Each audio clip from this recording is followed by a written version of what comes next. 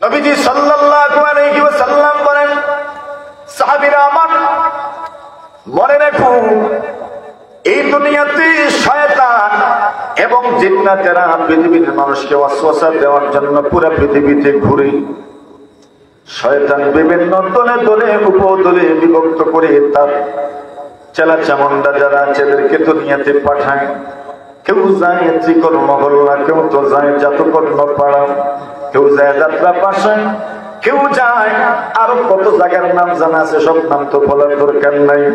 আল্লাহর নবীজি বলেন, শয়তান বিভিন্ন দলে দলে বিভক্ত করে শয়তানের যারা আছে অ্যাসিস্ট্যান্ট এদেরকে পাঠায়।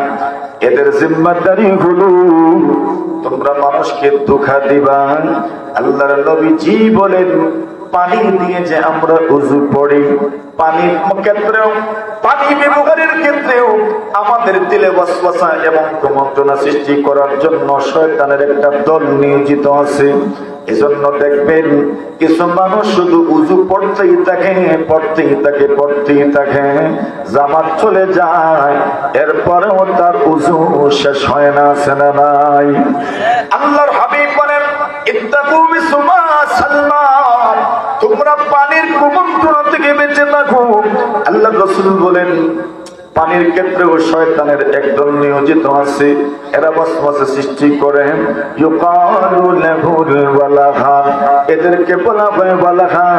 এরা মানুষকে কুমন্ত্রণা দেয়, মানুষকে বলে তোমার উযু হয় নাই, পানির মধ্যে সমস্যা, উযু তোমার হয় নাই। এই জন্য দেখবেন কিছু মানুষ বারবার উযু পড়ে। আল্লাহর নবীজি বলেন, আরেক দল শয়তানের আরেকটা দলকে পাঠানো হয় স্বামী স্ত্রীর মধ্যে ঝগড়া লাগানোর জন্য। আল্লাহ রাসূল সাল্লাল্লাহু আলাইহি ওয়াসাল্লাম বলেন, শয়তানের ওই বিভিন্ন দল সন্ধ্যার সময় ফিরে যায়। এবার জিম্মাদারি আদায় করার পরে যখন শয়তান লিডার কাছে, আজাজিলের কাছে যখন ফিরে যায়, আজাজিল বলে, কি কি করেছো, প্রত্যেকেই রিপোর্ট জমাবে, আমি এই করেছি, আমি এই করেছি। শয়তান আজাজিলের বুঝি মন ভরে না।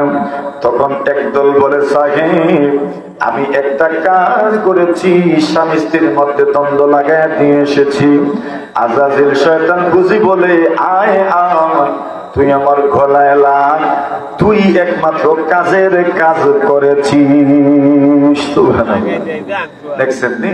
এখন শয়তান দেশের দলে স্বামী স্ত্রীর মধ্যে দ্বন্দ্ব লাগাইতে পারে, গুনাহের কি আর ফ্যাক্টরি খোলা লাগে? নজরে কম স্বামী স্ত্রীর মধ্যে যদি দ্বন্দ্বটা লেগে যায়, তবে দেখবেন একটার পরে আর একটা গুনাহ হইতে থাকে।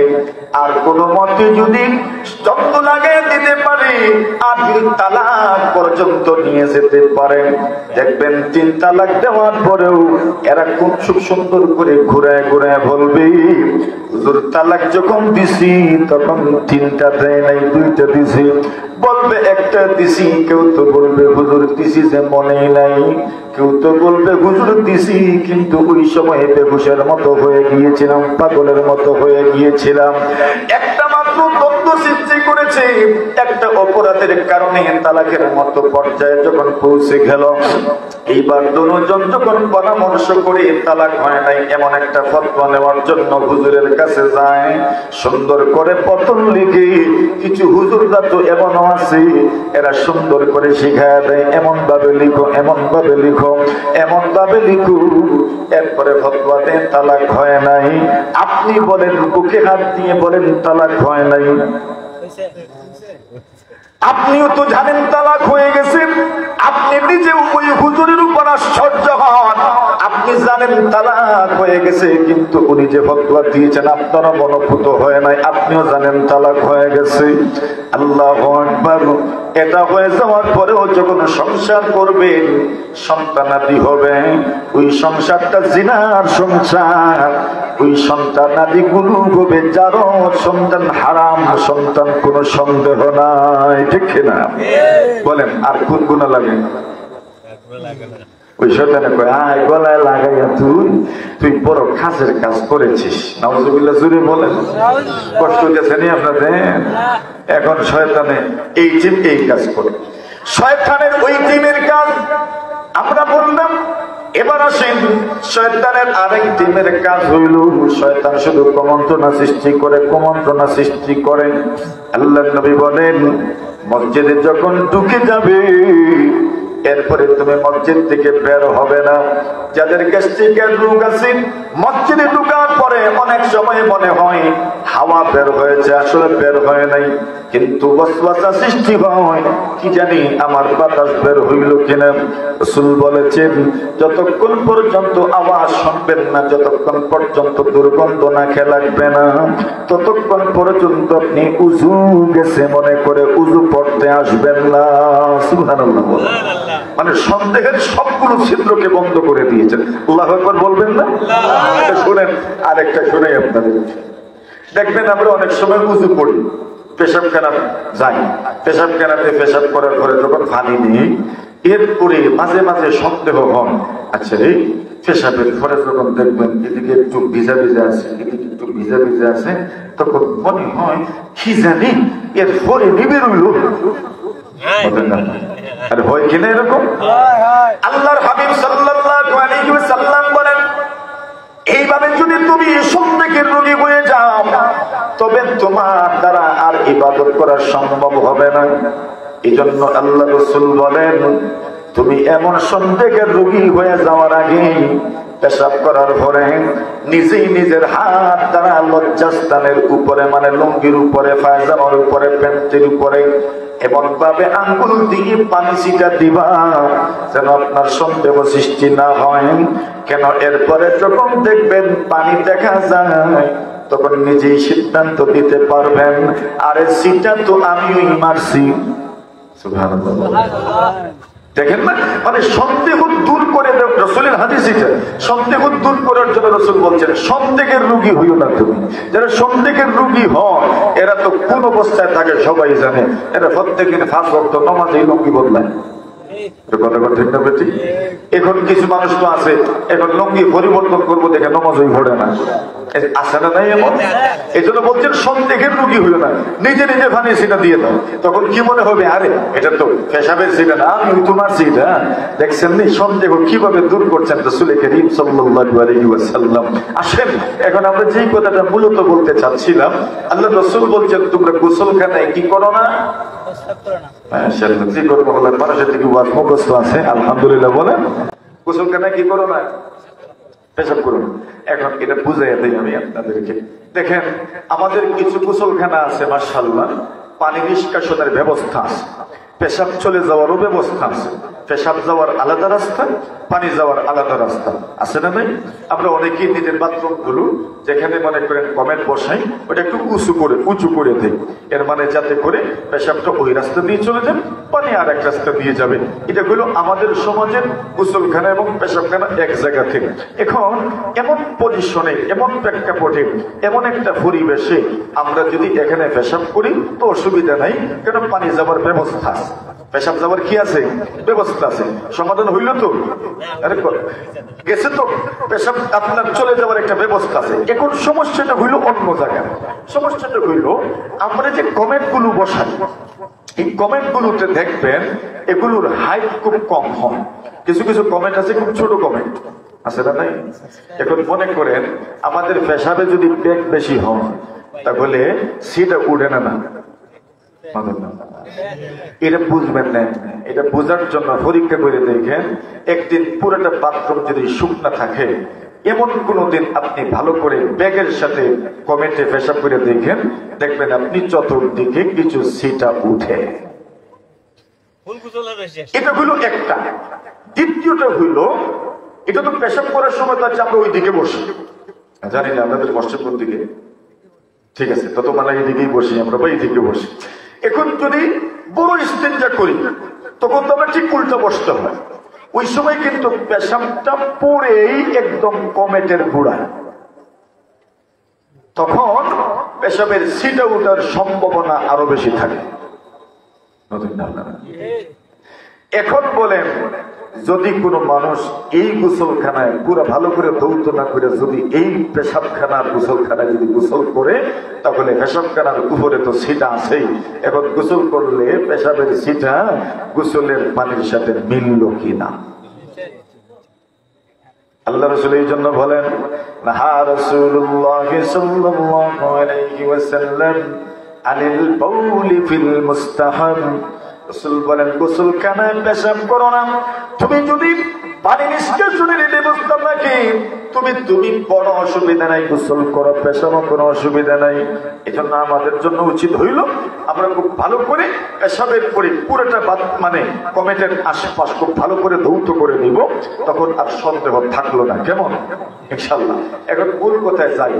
আল্লাহ রাসূল সাল্লাল্লাহু আলাইহি ওয়াসাল্লামের এই হাদিসখানা মুহাম্মদ ইবনে সিরিন রাহিমাহুল্লাহু তাআলা একজন জালিলুল কদর তাবিঈ, উনি বড় একজন আলেম, উনি ইমামুল রুইয়া, তাবিরুল রুইয়া এত পারদর্শী ছিলেন যাকে ইমামুল মুআব্বিরিন বলা হয়, যিনি সত্যের তাবির খুব সুন্দর করে করতে পারতেন।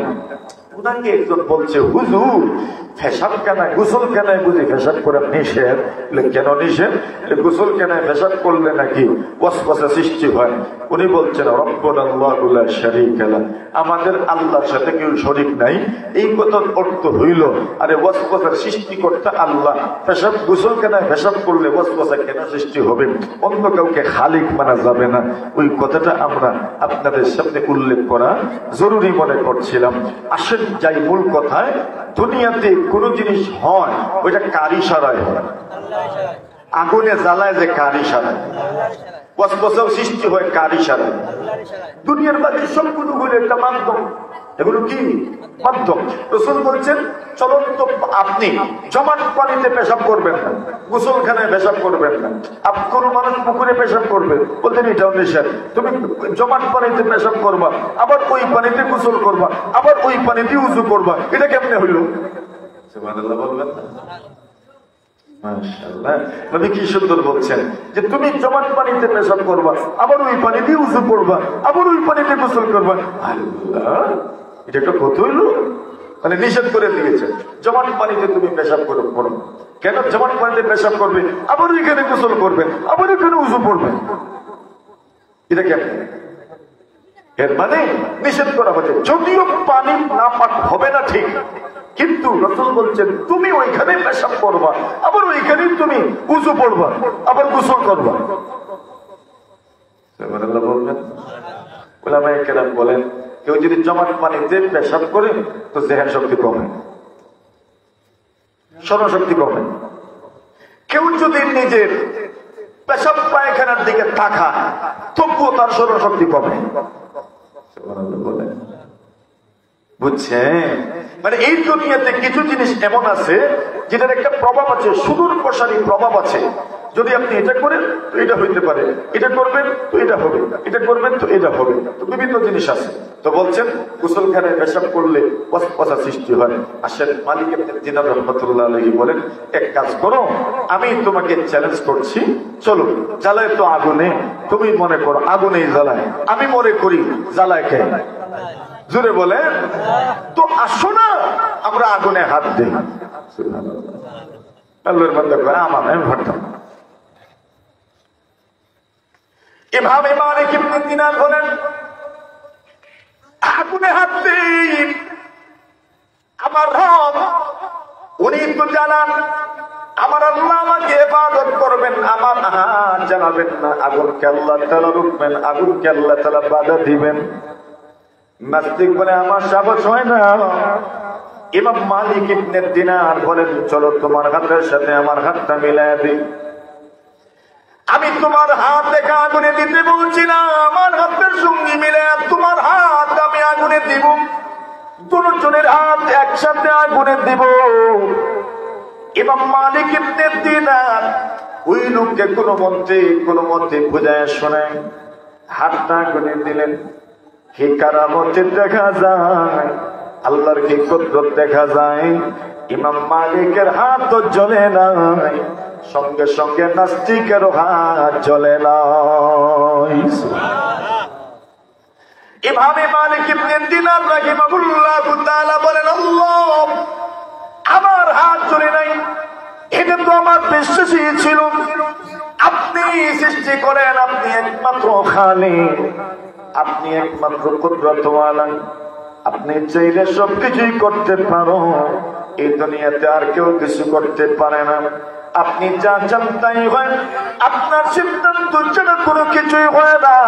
রব্বুল আলামিন আল্লাহ, আপনি এমন করলেন, আমারও হাত তো জ্বলে নাই, নাস্তিকের হাত জ্বলল না। এইবার কাটটা সঠিক আর কাটটা বেঠিক কেমনে বুঝবো? আমারও তো হাত জ্বলে নাই, তারও তো হাত জ্বলে নাই। ইমাম মালিক ইবনে দিনার বলেন, গাইবে আওয়াজ আমি শুনলাম, অদৃশ্য আওয়াজ আমি শুনলাম, কে যেন আমাকে ডেকে ডেকে বলে, মালিক ইবনে দিনার এমন কেন বলো জানোনি? তোমার হাতের সাথে তার হাতটা যুক্ত হওয়ার কারণে তোমার হাতের বরকতে আমি আল্লাহ তারও হাত জ্বালাই নাই।